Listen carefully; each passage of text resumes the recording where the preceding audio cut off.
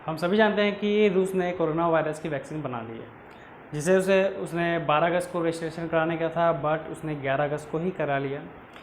और उसके ऊपर WHO और अमेरिका ने यानी कि USA ने डाउट है उसे कि रूस ने शायद जो वैक्सीन बनाई है उसे इतनी जल्दी क्यों थी, मे बी वो वैक्सीन सही नहीं हो। बट यहाँ मैं ये क्लियर करना चाहता हूँ कि कोरोना वायरस के लक्षण अलग अलग जगहों पे, अलग अलग लोगों पे अलग अलग है।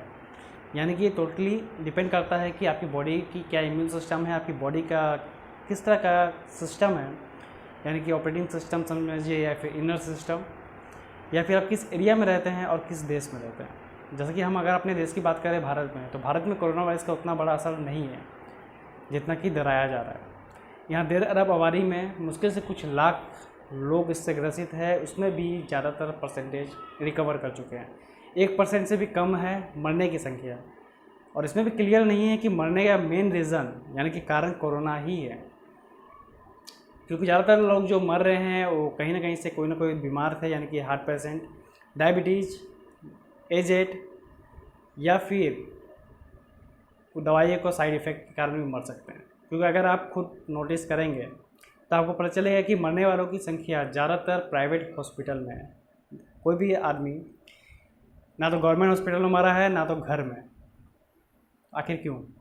मे बी इसका रीज़न एक साइड इफ़ेक्ट ऑफ मेडिसिन की, या फिर गवर्नमेंट द्वारा दिया जा रहा पैकेज हो डॉक्टरों को यानी कि हॉस्पिटल को हर पर पेशेंट कोरोना के।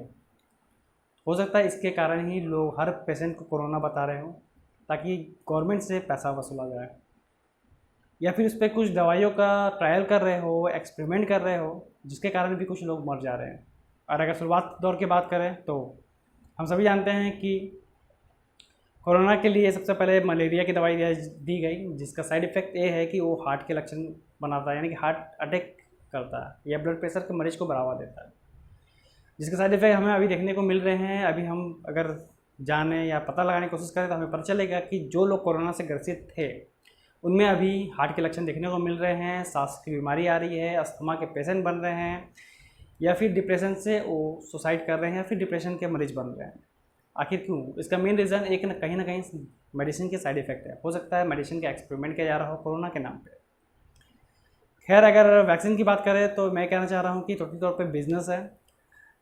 ज़रूरी नहीं है कि रूस पे जो वैक्सीन बनाया गया है वो रूस के लोगों को ध्यान पर रख के बनाया गया है, यानी कि उस एरिया को, उस इन्वायरमेंट को देखकर।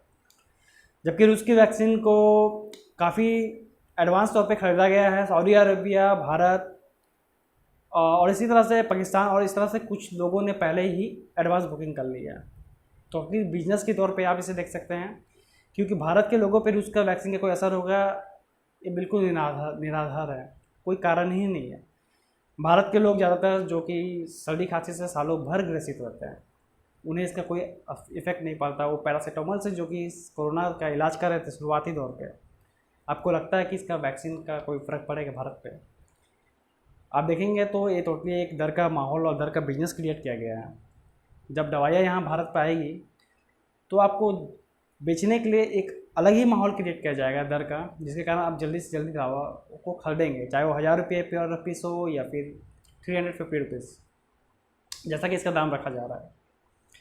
पर कोई फ़र्क नहीं पड़ता, क्योंकि रूस में जो वैक्सीन सफल हुई है ज़रूरी नहीं कि भारत में भी हो या भारत के लोगों पर भी हो।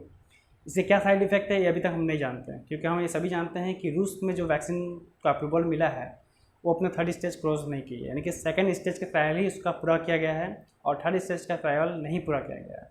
उससे पहले ही इसे बाज़ार में उतार दिया गया है। इसलिए ये कहना मुश्किल है कि रूस की वैक्सीन का क्या साइड इफ़ेक्ट हो सकता है। कम से कम अगर WHO की बात करें तो खैर WHO की तो इसमें मिली भगत का पूरा बात सामने आता है कि WHO कहीं ना कहीं मिला हुआ है चाइना से या फिर किसी भी देश से, जो कि वायरस के नाम पर कहीं ना कहीं कुछ ना कुछ एक्सपेरिमेंट कर रहा है या फिर लोगों को बीमार कर रहा है। फिर भी अगर हम WHO की बात करें तो किसी भी मेडिसिन को अप्रूवल करने के लिए 3rd स्टेज का ट्रायल ज़रूरी था, पहली बात। दूसरी बात, कम से कम 6 महीने का समय देखा जाता है ताकि उसका कोई क्या साइड इफ़ेक्ट है वो पता लगाया जा सके, जबकि ऐसा कुछ भी नहीं किया गया है रूस की मामले में। हम सभी जानते हैं कि रूस के वैक्सीन को सबसे पहले राष्ट्रपति की बेटी को लगाया गया, ये हम जानते हैं क्योंकि ऐसा बताया गया।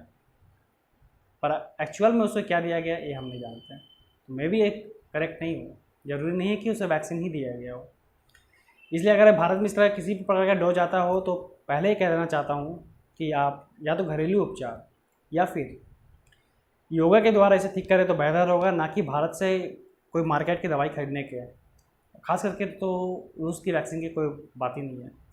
इसके बारे में पहले क्या है कि वैक्सीन लगाने के 2 साल तक इसका असर रहेगा, और वैक्सीन का मतलब इलाज नहीं है। जैसे कि पोलियो का आज तक इलाज नहीं हुआ, पर इसका वैक्सीन हर साल दिया जाता है। टीबी का वैक्सीन हर साल दिया जाता है, इसका इलाज नहीं है, बस ये आपको खतरे को कम करता है। जबकि अभी तक यह अभी साबित नहीं हो सका है कि रूस की वैक्सीन 100% या फिर 90% भी सही है, क्योंकि इसका साइड इफेक्ट अभी तक देखा ही नहीं गया है। कहने का मतलब इतना ही है कि आप वैक्सीन पर बिल्कुल भी न जाएं।